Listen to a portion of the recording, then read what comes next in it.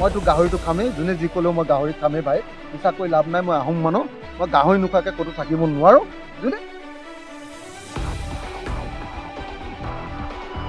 মুছলমান মানুহে গৰু মাংস খাব, হিমন্ত বিশ্ব শৰ্মাৰ কি ডাল লাগিছে? ভোট বিচাৰি গৰু মাংস দিব পাৰে, বাকী সময়ত মানুহে গৰু মাংস খাব নোৱাৰে, এইটো কি বস্তু হ'ল?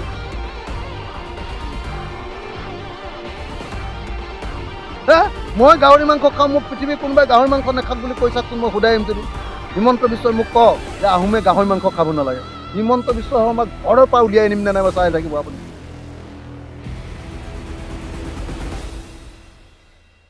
যিবিলাকে অকল গো মাংসক লৈ ৰাজনীতি কৰে বিজেপি, ই এটা সাম্প্ৰদায়িক দল। আৰু গো মাংসৰ ৰাজনীতিক লৈ আৰু কোনেও এইবিলাক গো মাংসক লৈ কোনো ৰাজনীতি কৰিব নালাগে।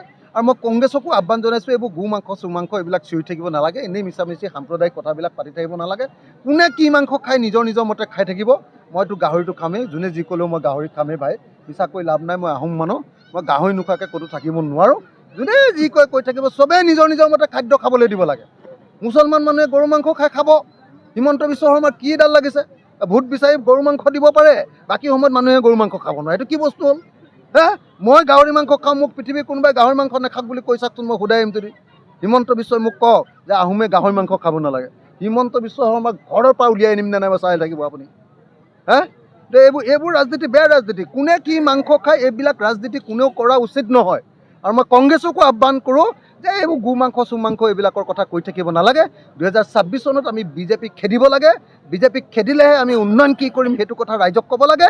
এতিয়া ৰাইজ সাজু হৈছে 2026ত বিজেপিক খেদিবলৈ। আমি যদি গণ্ডগোল কৰোঁ, আমি যদি বিভক্ত হওঁ, তেতিয়াহ'লে আকৌ বিজেপি থাকি যাব। কংগ্ৰেছে সেইবিলাক কথা কৰাতকৈ একলগ হ'বৰ কাৰণে নীতি প্ৰস্তুত কৰক, একলগ হ'বৰ কাৰণে পৰিকল্পনা কৰক, আমি সকলো মিলি আমি বিজেপিক হৰুৱাম। চিয়'ৰ এইটো চাই লওঁ, এতিয়া কাজিয়া লগাব খুজিছে, এতিয়া নালাগে। ঠিক আছে।